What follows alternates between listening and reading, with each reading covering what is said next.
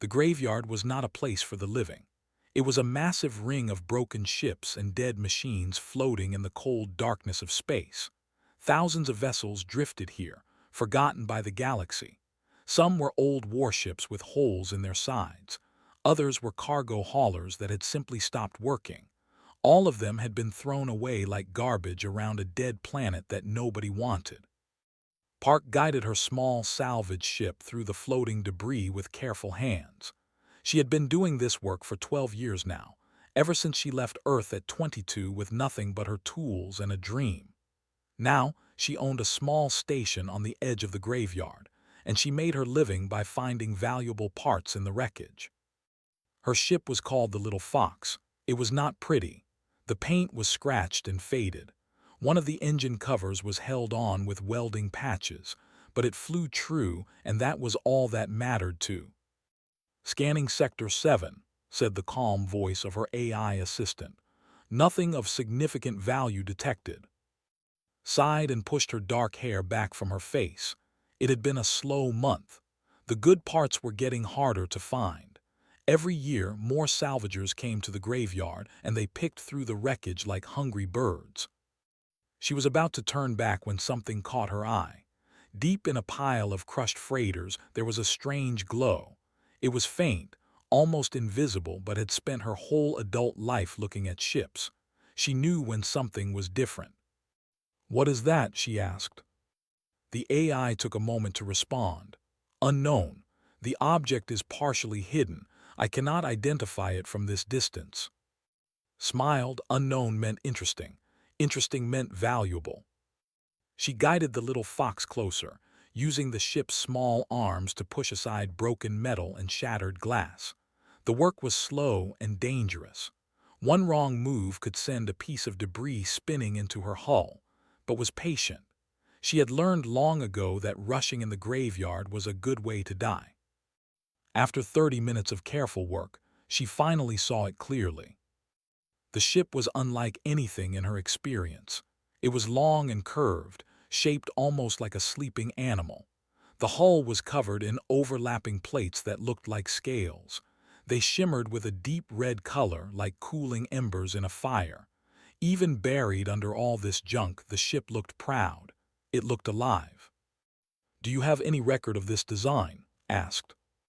"Negative. This vessel does not match any known species or manufacturer in galactic databases." That should have worried her. Unknown ships could be dangerous. They might have security systems that still worked. They might have diseases inside. They might have owners who would come looking for them. But felt something strange when she looked at this ship. It was like the machine was calling to her, like it wanted to be found. She brought the little fox alongside the strange vessel and put on her space suit. The suit was old but well-maintained, covered in patches where she had fixed small tears over the years. She checked her oxygen twice, then stepped into the airlock. The cold of space hit her as soon as she stepped outside. Her boots locked onto the hull of the strange ship with magnetic clicks. Up close, the scale-like plating was even more beautiful. Each plate had tiny lines etched into it, forming patterns that might have been writing or might have been decoration. Reached out with her gloved hand and touched the hull. Light exploded under her fingers. The patterns on the scales began to glow with golden fire, spreading outward from her touch like ripples in water. She heard a deep sound, almost like a heartbeat, coming from somewhere inside the ship. Then everything went dark again. The light faded. The sound stopped. "What was that?" whispered. Her AI had no answer. She should have left. Any sensible person would have gone back to their ship and reported this to the authorities, but was not always sensible. She was curious, and curiosity had always been stronger than fear in her heart. She found an airlock on the side of the ship. The controls were strange, designed for hands much larger than hers, but she figured out how to open it after a few minutes of trying. The door slid open with a soft hiss, and she stepped inside. The interior of the ship took her breath away. Everything was built on a massive scale. The corridors were 4 meters tall and 3 meters wide. The walls were curved and smooth, covered in more of those glowing patterns. The floor had deep grooves in it, like claw marks worn smooth by years of use. Walked deeper into the ship, her flashlight cutting through the darkness. She passed rooms filled with equipment she did not recognize.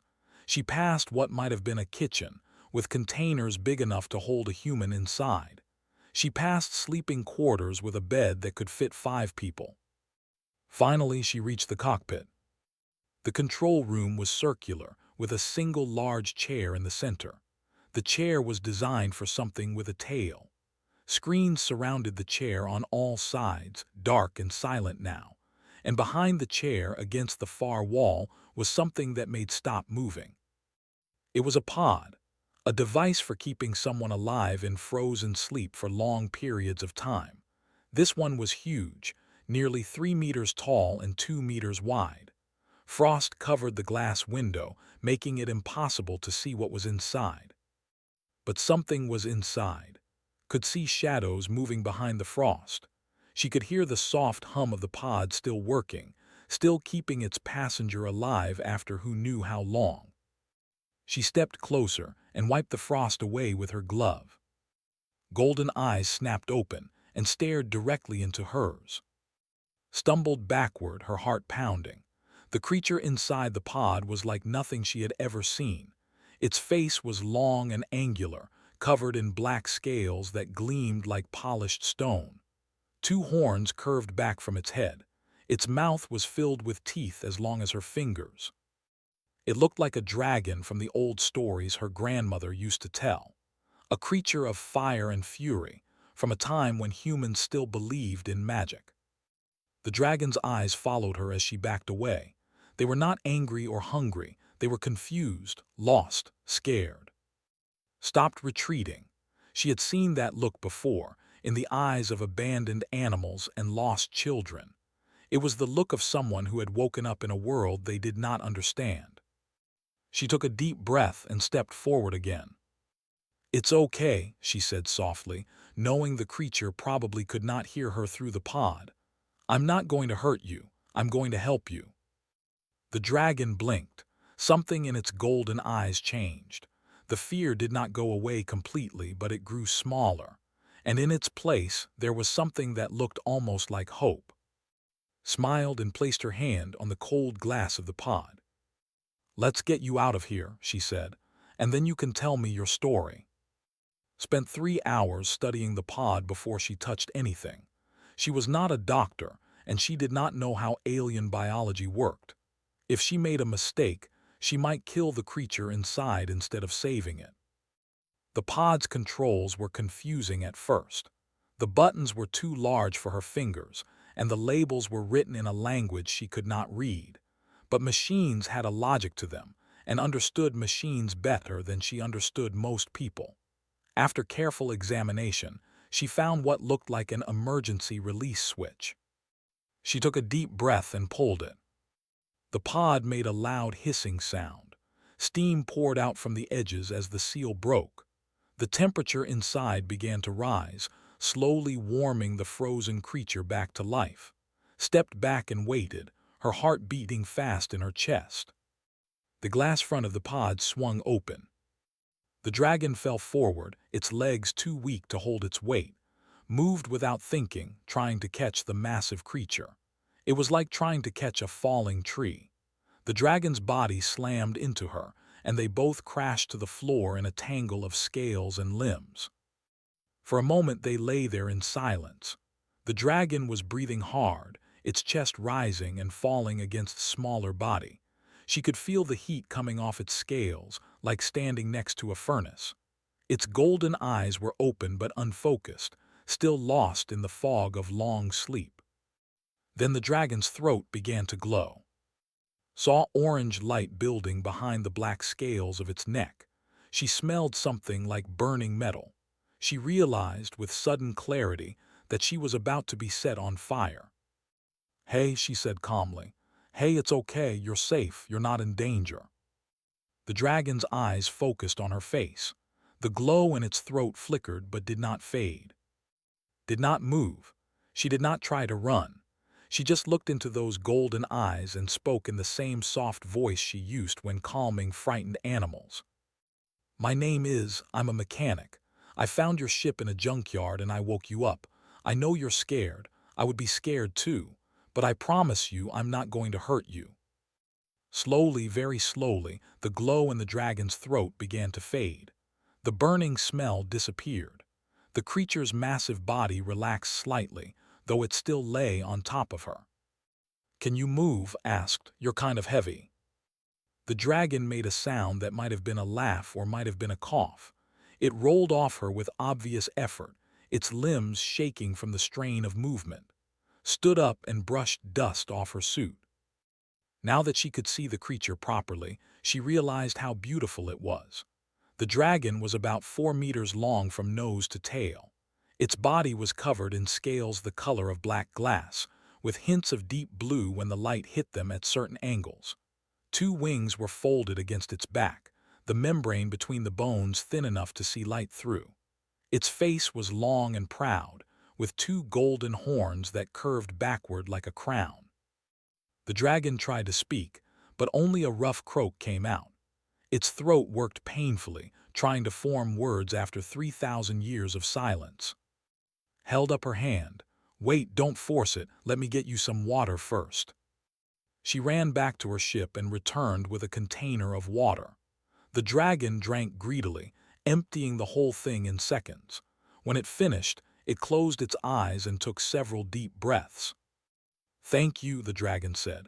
Its voice was deep and rough like stones grinding together. "I did not expect kindness when I woke." "What did you expect?" asked. "Death." The dragon opened its eyes. "My name is, I am the last of the—" Sat down on the floor across from the dragon. "I've never heard of the—" "No, you would not have." His voice was heavy with old pain. "We were erased from history 3,000 years ago. Every record of our existence was destroyed.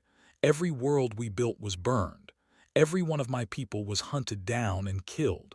I am the last because I was a coward. I hid in this pod while my family fought and died." "That's not cowardice," said softly. "That's survival." Looked at her with surprise. "You do not judge me for wanting to live." "No," shrugged. "My grandmother used to tell me stories about dragons. In those stories, dragons were wise and powerful. They protected treasures and guarded secrets. But they were also lonely.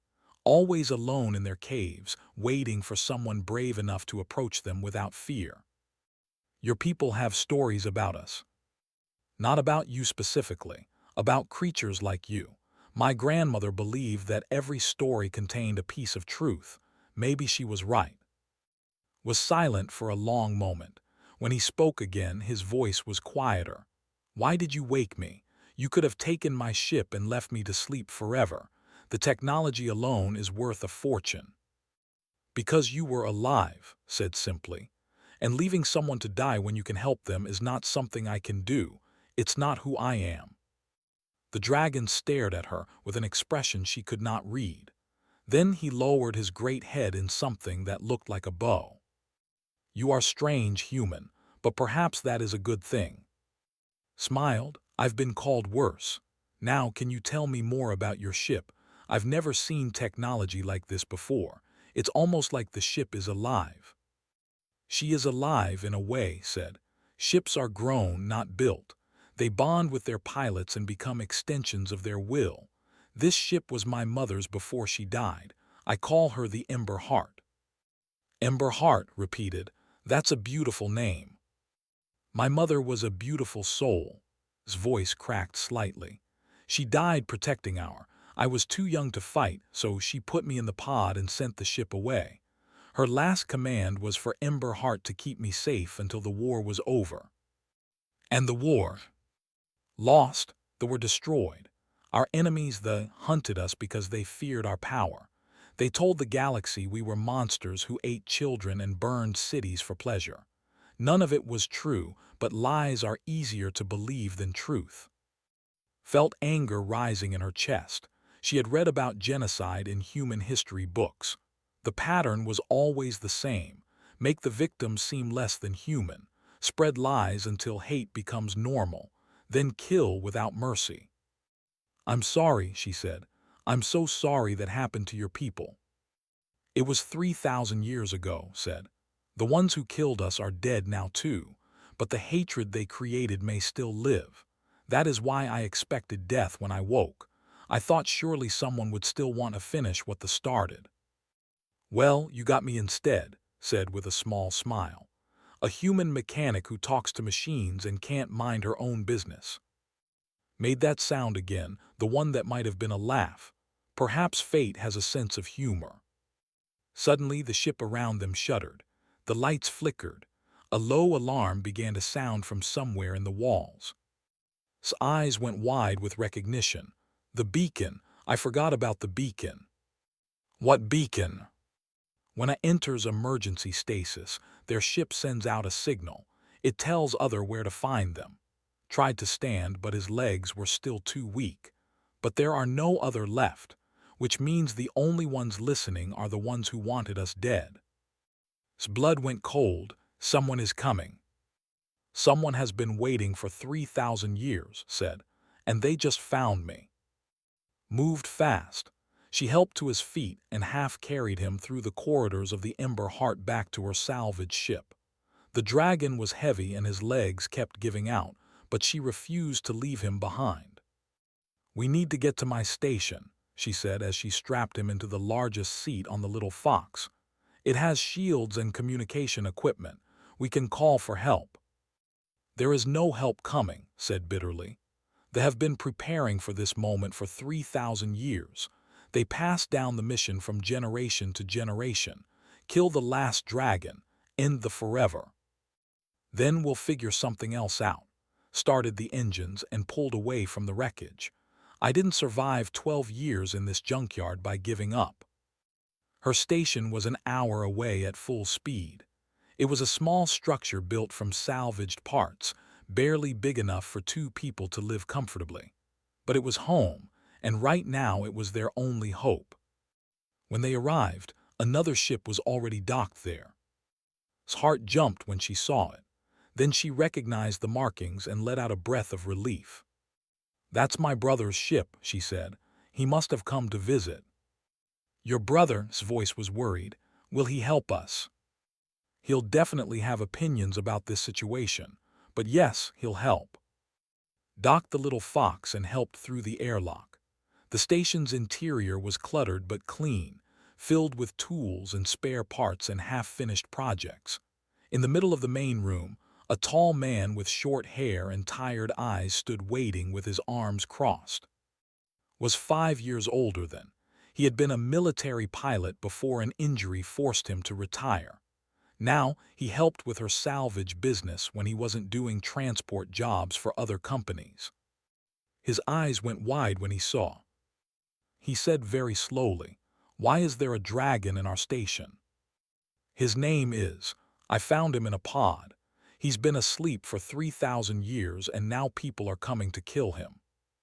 Stared at her for a long moment. Then he rubbed his face with both hands. "Of course," he muttered. "Of course you found a dragon. Normal people find scrap metal. My sister finds mythological creatures." "I'm not mythological," said weakly. "I'm just old." Looked at the dragon with something between fear and fascination. "You speak Korean." "The ship taught me your language while we traveled here," explained. "Learn quickly. It is one of the few advantages of our biology." Before anyone could say more, the station's sensors began to beep. Ran to the console and felt her stomach drop. "There's a ship coming out of faster-than-light travel," she said. "Big one, military class." The communication screen crackled to life. A face appeared that was almost reptilian, with gray-green scales and small yellow eyes. The creature wore armor decorated with bones and teeth. "Attention salvage station," the creature said in a harsh voice. "I am commander of the hunting guild. We have tracked a signal to this location. You will surrender the beast to us immediately, or we will destroy your station and take it from your corpses." Made a sound of despair. "They found me. They actually found me." Looked at the screen. then at her brother. "No," she said firmly. Commander tilted his head. "No. No, I won't surrender him. He's done nothing wrong. He's been asleep for 3,000 years. Your war ended ago. Just leave him alone." His face twisted with anger. The beast is a monster. His kind burned worlds and slaughtered billions. They were a plague upon the galaxy, and we are the cure. This is not a negotiation. You have 10 minutes to comply. The screen went dark. Grab's arm. "Are you crazy? Those are hunters. They've been killing things since before humans had space travel. We can't fight them." "Then what do you suggest?" Pulled her arm free. "Hand over to be murdered. Watch while they finish a genocide that happened before our ancestors were born." "I suggest we run. Get in our ships and fly as fast as we can. Let them have the station." "And he's too weak to survive a high-speed chase. His body is still recovering from stasis." Hesitated, he looked at who was sitting on the floor with his head bowed. The dragon looked nothing like a monster. He looked broken, defeated, ready to die. "I can surrender myself," said quietly. "You saved my life. I will not repay that kindness by causing your deaths." "No," said again, "that's not happening." Closed his eyes and took a deep breath. When he opened them again, something had changed in his expression. "You always do this," he said to his sister. "You always find the lost things, the broken things, and you always try to fix them no matter what it costs you." "Someone has to." "No, they don't. That's the thing. No one has to. The universe doesn't require kindness. It doesn't reward compassion. You could live your whole life thinking only of yourself and the stars wouldn't care." Met her brother's eyes. "Is that the life you want to live?" Was silent for a long moment. Then he laughed, a short and bitter sound. "No, I guess it isn't." He walked to the weapons locker and started pulling out equipment. "You have a plan, right? Please tell me you have a plan." Smiled. "I have the beginning of one. While we were traveling here, I was thinking about ship, the Ember Heart. It's advanced technology, but it's also damaged and out of power. If I could restore some of its systems, we might have a chance." "You think you can repair alien technology in 10 minutes?" "Not fully, but maybe enough." Turn to, "You said your ship is alive. Can she still hear you?" Lifted his head. "I don't know. Our bond was broken when I entered stasis. She has been alone for so long." "Then let's go talk to her together." Held out her hand. "I'm pretty good at convincing machines to cooperate." Looked at her hand, then at her face. Something in his golden eyes shifted. "You truly believe you can do this?" "I believe we have to try. That's enough for me." The dragon reached out with his massive clawed hand and took her small human one. "Then let us try together," he said. They headed for the airlock, leaving to prepare the station's defenses. Outside, through the windows, they could see the ship growing larger as it approached. Time was running out, but for the first time since he woke up, felt something other than despair. He felt hope, and it had come from the strangest possible source. A human who was too stubborn to let him die. The Ember Heart was cold and dark when Anne entered. The beautiful patterns on the walls had stopped glowing, and the air tasted stale and dead. It was like walking through a tomb. "She's dying," whispered. His voice was full of pain. 3,000 years without a pilot, without purpose. She has almost given up. Placed her hand on the wall. The metal was cool but not frozen. Somewhere deep inside, the ship's heart was still beating. "Ships don't give up," said firmly. "They just need someone to remind them why they were built." She moved through the corridors, examining every system she could find. The technology was different from anything she had worked with before, but the basic principles were the same. Power flowed through conduits. Data moved through networks. The ship needed energy and knew how to provide it. She found the engine room after several minutes of searching. The main reactor was a beautiful sphere of crystal and metal, designed to convert raw materials into power. But the crystal was cracked, and the metal was corroded with age. "Can you fix it?" asked. "Not completely, but I might be able to give it a jump start." Pulled tools from her belt and began working. "The crystal is damaged, but if I can bypass the worst cracks and route power around them, we might get 60% output, maybe more." "That's impossible. Technology requires a bonded pilot to operate. You are not." "No, but I am very stubborn," smiled without looking up from her work. "My grandmother used to say that stubbornness is humanity's superpower. We're too dumb to know when something is impossible, so we just keep trying until it works." She worked faster than she had ever worked before. Her hands moved automatically, connecting wires and rerouting circuits. She talked to the ship while she worked, whispering encouragement and promises. "Come on, Emberheart. I know you're tired. I know you've been alone for so long, but needs you. He's your last pilot, the son of the woman who loved you. Don't you want to protect him one more time?" The ship didn't respond, but felt something change in the air, a warmth that hadn't been there before. Outside, through the ship's sensors, she could see the vessel taking up attack position. Was in the station's control room, powering up the few weapons they had. They were going to lose. The math was simple and cruel. One small station and a broken ship against a military hunter vessel. But kept working. After 5 minutes, sparks began to fly from the reactor. After 7 minutes, the crystal started to glow with a faint orange light. After 9 minutes, the ship began to hum. "It's working," breathed. "How is it working?" "Told you, stubborn." Finished her repairs and stepped back. "The ship is at about 55% power. It's not much, but it should be enough to fly and shoot.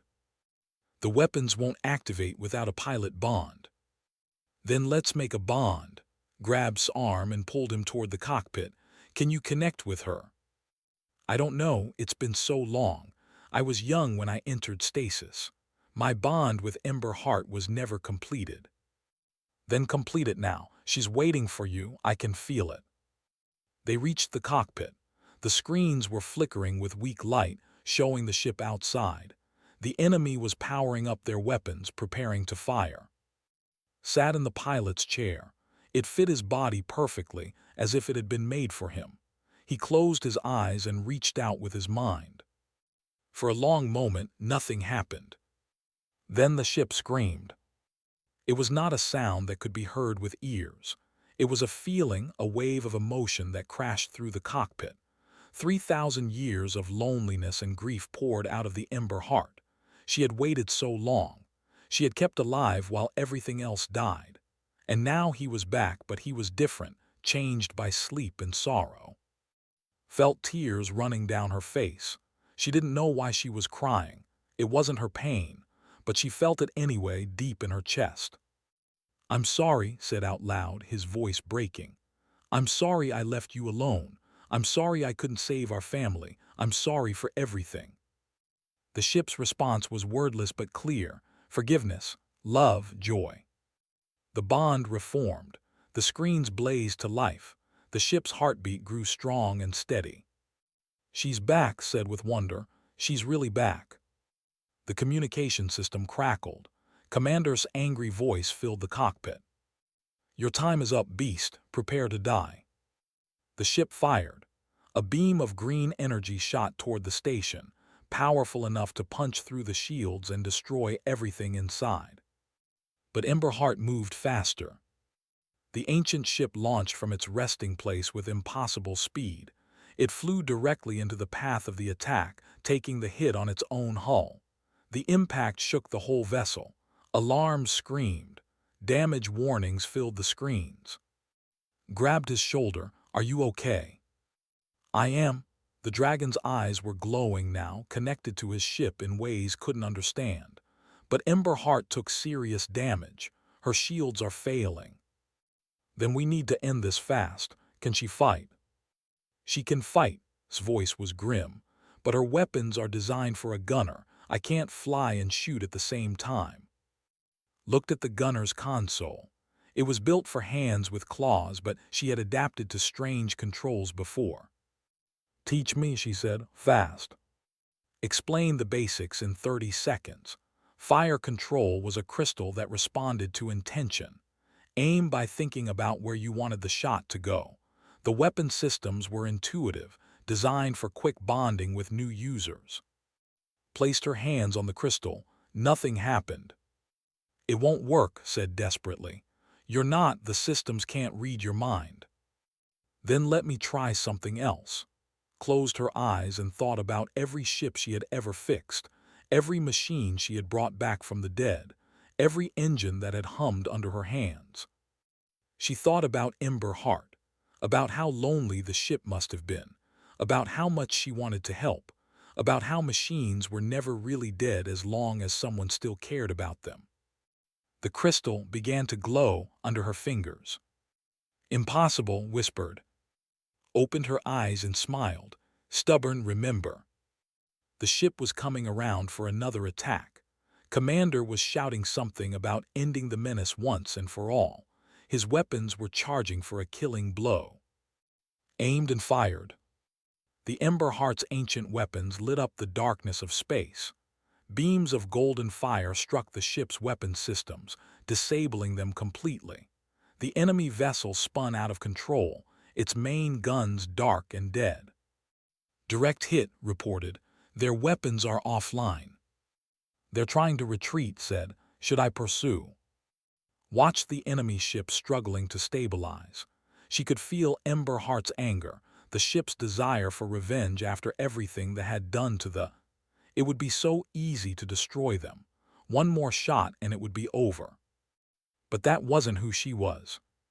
No, she said, let them go. Turned to look at her with shock. They tried to kill us. They killed my entire species. You want to show them mercy. I want to show them that we're better than they are. Met his golden eyes. They are gone because of hate. More killing won't bring them back. But maybe showing mercy will prove that everything they believed about your people was wrong. Stared at her for a long moment. Then he closed his eyes. Ember Heart, he said softly, let them go. The ship resisted for a moment, then she relented. The vessel limped away into the darkness of space, defeated but alive. Behind them, his voice came over the communication system. Did we actually just win that fight?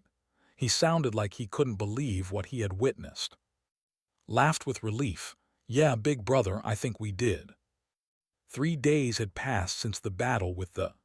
The station was quiet now, the emergency alarms finally silent. Sat in the common room with a cup of tea in her hands, watching through the window as Ember Heart floated peacefully beside the little fox. The ancient ship looked better than she had when first found her. The hull damage from the battle had been patched with human materials, creating strange silver marks on the red scales. Thought they looked like scars, the kind that told stories. Entered the room slowly, his massive body barely fitting through the door. He had regained much of his strength over the past few days, but he still moved with care. 3,000 years of sleep had left marks on him that would take time to heal. The communication array is finished, he said, settling onto the floor across from. Help me install it. Good, that means we can finally send that message. After the battle had convinced to broadcast a signal to the wider galaxy. Not a cry for help, but a declaration. She had written it herself with approval. The message said that the last was alive and under the protection of humanity. It said that any attacks against him would be considered attacks against human interests. It said that the crimes of the past did not justify the crimes of the present, and that was not his ancestors any more than the current were theirs. Are you sure this is wise? Asked. Your species has no obligation to protect me. By claiming me as your responsibility, you invite trouble upon your entire people. Humans are already trouble, said with a smile. We've been causing problems across the galaxy since we first left Earth. Protecting one dragon won't make much difference. You joke, but I am serious. They will not give up after one defeat. They may return with a fleet. They may hire assassins. They may try to turn other species against humanity. Then we'll deal with it when it happens, sipped her tea. That's how we do things, one problem at a time. Shook his great head slowly. I do not understand your species, though we're logical creatures. We calculated risks and made decisions based on probability. We would never have protected a stranger at the cost of our own safety. Maybe that's why we're still here and you're not. The words came out harsher than intended. She saw flinch, and she immediately regretted speaking. I'm sorry, she said quickly. That was cruel. It was honest. His voice was quiet but not angry. I have thought about this much since waking. Why did the fall? We were powerful. We were advanced. We should have won the war against but we lost because we had no allies. Everyone feared us and we never gave them reason not to. You were proud. We were alone by choice. Looked at with something like wonder. You are the opposite. From the moment you found me, you treated me as if I mattered. You risked your life for someone you did not know. You showed mercy to enemies who deserved death. I do not understand why, but I am grateful. Set down her tea and leaned forward. Can I tell you something my grandmother used to say? Please. She used to say that the universe is too big and too cold for anyone to survive alone. The stars don't care if we live or die. The void doesn't notice when we suffer. The only warmth in the cosmos comes from other living things. So the greatest sin is to turn away from someone in need, because you're choosing to make the universe colder. Was silent for a long moment. When he spoke, his voice was rough. Your grandmother was wise. She was a stubborn old woman who refused to believe that kindness was weakness. Smiled at the memory. She raised me after my parents died in a shuttle accident. She taught me everything I know about machines and about life. She sounds like someone I would have liked to meet. She would have loved you. She always said she believed in dragons. The door opened and walked in, carrying a tablet. He looked tired but satisfied. The message has been sent, he announced. I boosted the signal through every relay I could access. By tomorrow, half the galaxy will know about our pet dragon. I am not a pet, said with dignity. You eat twice your weight in food every day and you shed scales all over the station. That makes you a pet. Sat down next to his sister. Also, I've been doing some research. There are other species out there who remember the positively. Some of them might be willing to offer support. Really? Eyes widened with surprise. They weren't saints, but they weren't monsters either. Some civilizations remember you as traders and scholars. Others remember you as warriors who fought honorably. The version of history isn't the only one that survived. For a moment, thought might cry. Dragons probably could not cry, but the emotion on his face was unmistakable. 3,000 years of believing his people were remembered only as villains, and now he learned that some had kept the truth alive. Thank you, said hoarsely. Thank you for telling me this. Don't thank me yet. We still have a lot of work to do, pointed at the tablet. Your ship needs major repairs that we can't do here. We need to find allies willing to help, and we need to figure out how to keep them from trying again. We'll figure it out, said confidently. We always do. Looked at the two humans, these strange creatures who had saved his life without asking for anything in return. They were so small compared to him, so fragile. A single breath of his fire could kill them both, and yet they had stood with him against enemies who wanted him dead. I want to stay, he said suddenly, if you will have me. Raised an eyebrow. Stay here in this junkyard. Yes, I have nowhere else to go. Mai is gone. My people are gone. But here, for the first time in 3,000 years, I have found something worth living for. He looked at with gratitude. You gave me that. You gave me hope when I had none. Well, said dryly, we could use someone with your strength for the heavy lifting. Some of the scrap out there weighs tons. Laughed. Welcome to the family. Fair warning, we argue a lot and the food is terrible. I noticed. The dragon's mouth curved into something that might have been a smile, but I have eaten worse things than human rations. Is that supposed to be comforting? It was supposed to be a joke. I am still learning human humor. Stood up and held out her hand, reached out with one massive claw and gently touched her palm. Partners said. Partners agreed. Outside the window, Ember Heart pulsed with warm light. The ship had been reborn just like her pilot, and somewhere in the darkness of space, the message was spreading. The last dragon was alive and he had found a new family. Weeks later, taught how to play card games. The dragon was terrible at first. His claws kept bending the cards and he could not understand why bluffing was considered acceptable behavior. But he learned slowly and found herself laughing more than she had in years. One evening, as they sat in the common room with a deck of cards between them, asked her a question. Why did you name your ship the Little Fox? Looked up from her cards. In Korean folklore, foxes are clever and tricky. They survive by being smart instead of strong. When I first came out here, I was young and small and everyone told me I would fail. So I named my ship after the fox to remind myself that size doesn't matter. Cleverness does. Nodded slowly. There was a story about a small creature who befriended a dragon. The dragon protected the creature from enemies, and the creature helped the dragon when it was sick or hurt. Together, they were stronger than either alone. That sounds like us, said softly. Yes, agreed, it does. Outside, the stars burned cold and distant. The universe was vast and uncaring, full of darkness and danger.